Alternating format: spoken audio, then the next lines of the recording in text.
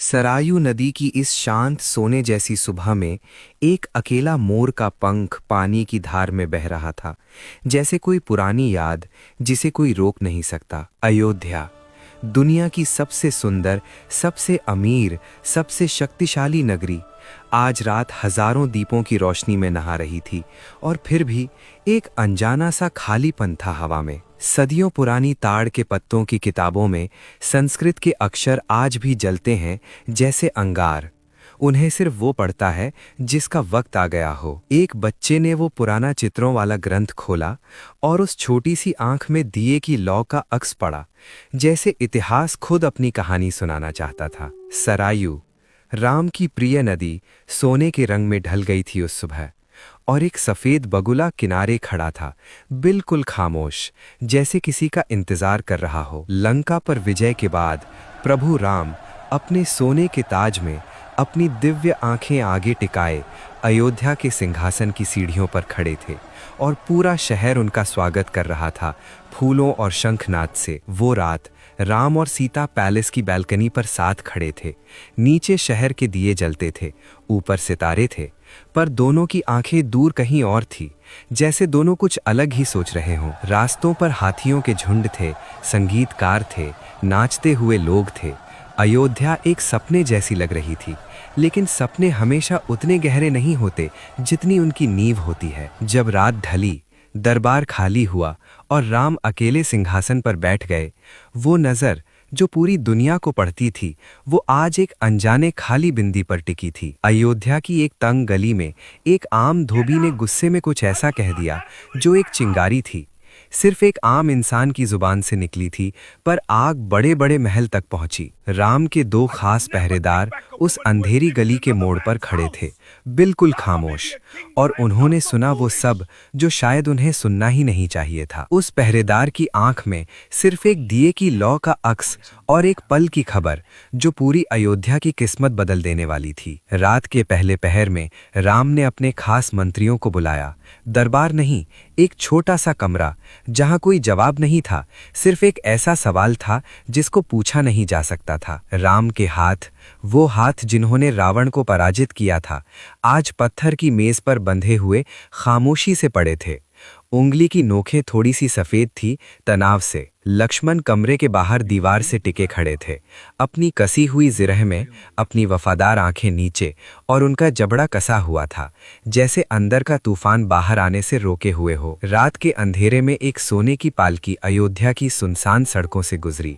कोई नारा नहीं, कोई दीपमाला नहीं, सिर्फ कदम की आवाज और महल के दरवाजे का धीरे से बंद होना। उस पालकी के अंदर सीता अकेली बैठी थीं, अपने हाथ गोद में रखे, एक हाथ अपनी कोख पर, आंखें पर्दे की झिर्री से बाहर निकलती नगरी को देखती हुई। उनके चेहरे पर कोई सवाल नहीं था, सिर्फ एक गहरा भारी खामोशी थी। जंगल की सीमा पर लक्ष्मण ने सीता की तरफ देखा ही नहीं, वो एक तरफ मुड़ गए थे।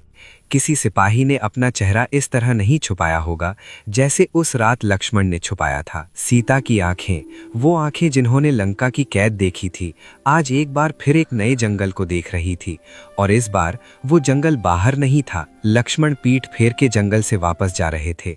एक हाथ उन्होंने अपने चेहरे पर उठाया, सिर्फ एक पल के लिए, और फिर वो अंधेरे में खो गए। सीता जंगल की सीमा पर अकेली खड़ी थी, पीछे घुप अंधेरा, आगे अयोध्या के मंद पड़े हुए दीप, और वो दोनों के बीच में थी, बिल्कुल अकेली, बिल्कुल स्थिर, बिल्कुल ऊंची सिर की मालिक। जंगल की उस भोर में सेज वाल्मीकि अपनी सफेद जटाओं और हाथ में पाम लीफ मैन्युस्क्रिप्ट के साथ एक बरगद के नीचे सीता को बैठते देखकर रुक गए, जैसे प्रकृति ने खुद उन्हें इस मेल की तरफ भेजा हो। वाल्मीकि के आश्रम में, जंगल की गोद में सीता ने पहली बार सुरक्षित महसूस किया, और उस शुक्र से भरी सुबह में किसी रोते हुए दिल को सुकून मिले तो यही होता है। नदी के किनारे ढलता हुआ सूरज और सीता, आंखें बंद, होठ थोड़े से खुले, एक हाथ अपनी कोख पर, एक ऐसे इंसान का चेहरा जिसने लड़ना छोड़ दिया हो, इसलिए नहीं कि वो हार गया, बल्कि इसलिए कि वो पार हो गया।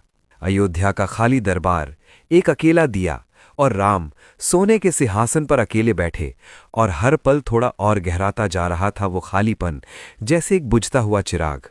कहीं एक गहरे जंगल में लव और कुश, राम की ही आंखें, राम का ही जज्बा, लेकिन उन्हें खुद नहीं पता था। हंसते हुए जंगल में भाग रहे थे, हिरन दौड़ाते, आजाद, बेफिक्र, बिल्कुल नंगे पांव। वाल्मीकि के आश्रम में लव और कुश का तीर छोड़ने का अंदाज, वो किसी ने सिखाया नहीं था, वो था ही उनके अंदर, जैसे कोई चीज होती है जो खून में रहती है। लव की आंखें निशान साधते वक्त वही तेज नजर, वही टाइट जज्बा, बिल्कुल वही एक्सप्रेशन जो एक और इंसान के चेहरे पर था कई साल पहले लंका के मैदान में, और वो इंसान था उनका बाप।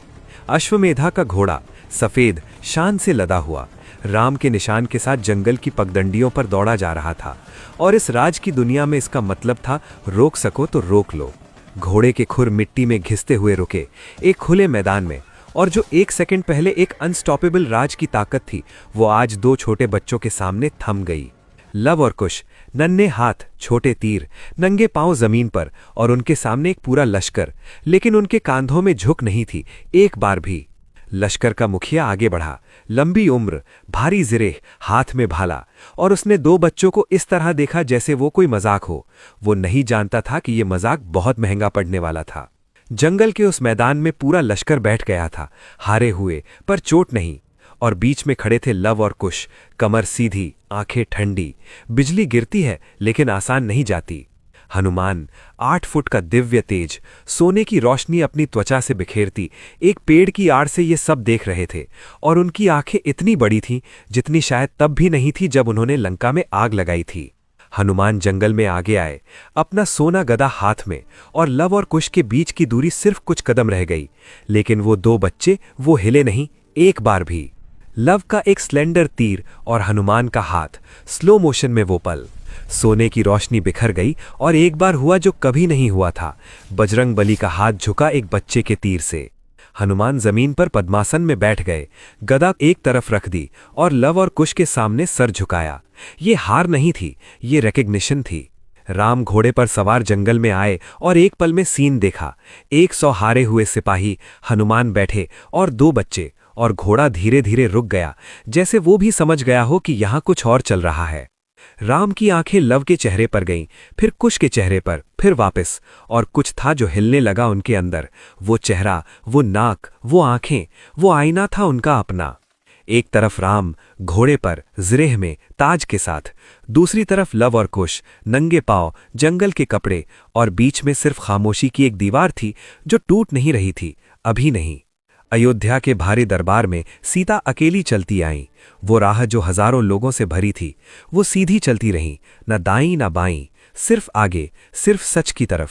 सीता दरबार के बीच में रुकी, चारों तरफ भीड़, और उन्होंने आंखें बंद की, हाथ जोड़े, होंठ हिले बिना, एक ऐसी इबादत जो सिर्फ सच्ची होती है। नीचे, सीता के पैरों के नीचे संगमरमर का फर्श कांपा, एक बारीक दरार आई, फिर दूसरी, और जो काफी सालों से रोका गया था वो अब रोक नहीं रहा था।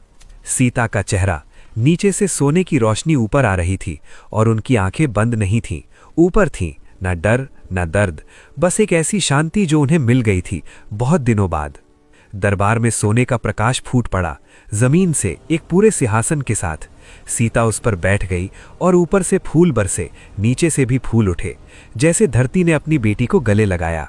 राम ने सिंहासन से उठकर हाथ बढ़ाया, वो हाथ जो पूरी रामायण में हारा नहीं था, वो आज किसी को रोक नहीं सका, और फर्श बंद हो गया, बिल्कुल खामोशी से।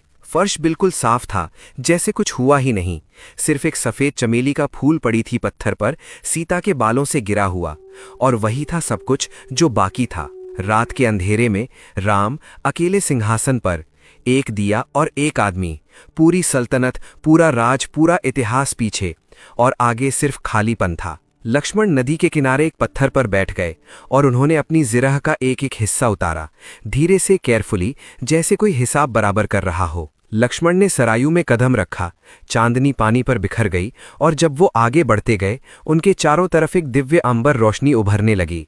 नदी ने अपने आप में ले लिया उन्हें। राम के पास खबर आई, एक मंत्री ने सर झुका के सुनाया, और राम ने आंखें बंद की, एक लंबी सांस ली, और उस सांस के साथ जिंदगी की आखिरी डोरी भी ढीली हो गई। अयोध्या के पैलेस के खाले आंगन में ऊपर से देखो तो राम एक छोटी सी आकृति थे, एक बड़े से ज्योमेट्रिक डिजाइन में घूमते हुए, जैसे एक राज्य का राजा खुद अपने राज्य में खो गया हो। सुबह राम ने ताज उतारा, जिराह उतारी, सफ़ेद कपड़े पहने नंगे पांव चले दरवाजे की तरफ, और अयोध्या उनके पीछे निकल पड़ी। पूरी अयोध्या खामोशी से कदम मिलाते। ऊपर से देखो, राम आगे और पीछे एक इंसानी समंदर, लाखों लोग। अयोध्या का सोना पीछे छूट रहा था, सरयू नदी आगे चमक रही थी। ये प्रोसेशन नहीं था, ये एक पूरी सभ्यता का आखिरी सफर था। राम के नंगे पांव गीली मिट्टी पर एक कदम, फिर दूसरा, और उनका चेहरा न उदास था न डरा हुआ। वो चेहरा था एक ऐसी इंसान का जिसने अपना काम कर दिया था। सरयू के किनारे राम रुके, और वो जगह, वो लाइन जहां जमीन खत्म होती है और पानी शुरू, वो सिर्फ पानी और जमीन की सीमा नहीं थी उस वक्त, वो दो दुनियाओं का दरवाज़ा था। राम ने कदम रखा पानी में, और नदी ने उन्हें संभाला, जैसे एक माँ लेती है अपने बच्चे को। धीरे धीरे गहराई बढ़ती गई, और उनके चारों तरफ सोना बिखर गया। खुद पानी में किनारे पर लाखों लोग खामोश खड़े थे, और राम अब कमर तक पानी में थे। और आसमान से एक सोने की रोशनी की लकीर उतरी, सीधा उन पर, और जहां रोशनी ने पानी को छुआ वहां सर्कल्स फैलने लगे, जैसे खुद धरती ने सांस ली। सरयू का फर्श बिल्कुल शांत, बिल्कुल सोना, कोई लहरें नहीं, कोई निशान नहीं, सिर्फ एक सफ़ेद कपड़े का छोटा सा टुकड़ा बहता हुआ, और फिर वो भी चला गया। खामोशी में कैमरा ऊपर उठता गया, नदी से किनारे तक, अयोध्या तक, जंगल तक, आसमान तक। और जब पूरी दुनिया एक साथ दिखी, सूरज उग रहा था, नदी चमक रही थी, और सब कुछ वैसे ही था, बिल्कुल वैसे। बस एक चीज़ नहीं थी जो पहले थी, और वो चीज़ थी राम।